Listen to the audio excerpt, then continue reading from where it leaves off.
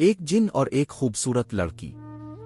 کسی دور دراز گاؤں میں فاطمہ نام کی ایک خوبصورت لڑکی رہتی تھی۔ اس کی خوبصورتی کی مثال دی جاتی لیکن وہ بہت مغرور تھی۔ اسے اپنی شکل و صورت پر ناز تھا اور وہ دوسروں کو کم تر سمجھتی تھی۔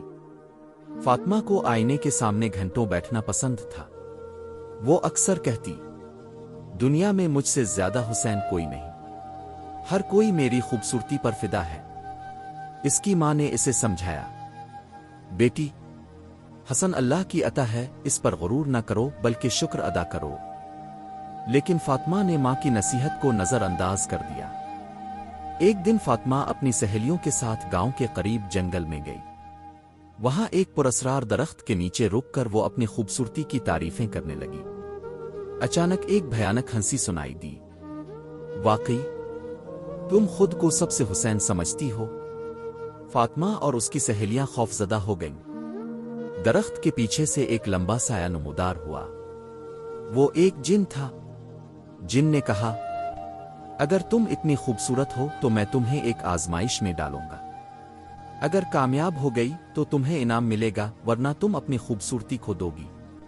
فاطمہ غرور میں بولی، مجھے کسی آزمائش کا ڈر نہیں، میں ہمیشہ کامیاب رہوں گی۔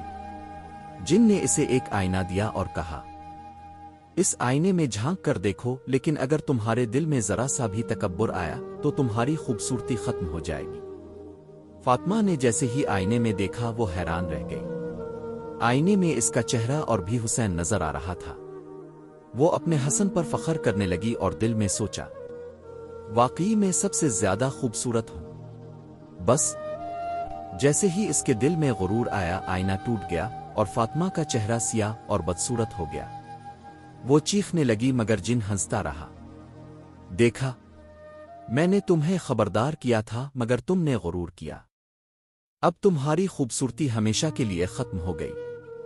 حصہ 5، توبہ اور نجات۔ فاطمہ روتی ہوئی گاؤں واپس آئی۔ ماں کے قدموں میں گر کر کہا، ماں، میں نے غرور کیا، اللہ سے معافی دلوا دو۔ اس کی ماں نے اسے دعا اور توبہ کا راستہ دکھایا۔ کئی دنوں تک وہ اللہ سے معافی مانگتی رہی، روزے رکھے، نماز پڑھی اور غریبوں کی مدد کرنے لگی۔ کچھ مہینوں بعد ایک دن جب وہ دریا پر وضو کر رہی تھی، اس نے پانی میں اپنا عکس دیکھا۔ اللہ نے اس کی توبہ قبول کر لی تھی اور اس کا چہرہ پہلے جیسا حسین ہو گیا تھا۔ یہ کہانی ہمیں سکھاتی ہے کہ خوبصورتی اور دولت اللہ کی عطا ہے اور ان پر غرور کرنا تباہی کا سبب بن سکتا ہے۔ اصل حسن عاجزی، نیکی اور تقوی میں ہے۔ اگر ہم اللہ کے شکر گزار بنیں اور دوسروں کی عزت کریں تو ہمیں دنیا اور آخرت میں کامیابی ملے گی۔